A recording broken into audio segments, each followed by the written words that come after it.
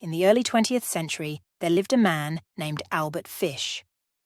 To most people, he seemed like an ordinary old man, but behind his seemingly benign facade lurked one of the most depraved and twisted minds in the annals of crime.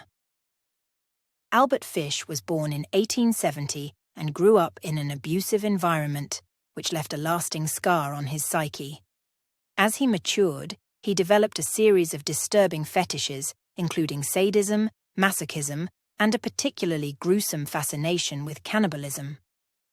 Fish's crimes began in earnest in the 1920s when he started preying on children.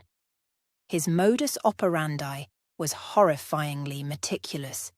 He would often target young, vulnerable victims, gaining their trust before luring them away to a secluded location. Once he had them alone, he would torture them in unimaginable ways, deriving sick pleasure from their suffering. But perhaps the most chilling aspect of Fish's crimes was his penchant for cannibalism. He would often consume parts of his victims' bodies, believing that by doing so, he would absorb their strength and vitality. For years, Fish managed to evade capture, leaving a trail of mutilated bodies in his wake. However, his downfall came in 1934 when he made a grave mistake.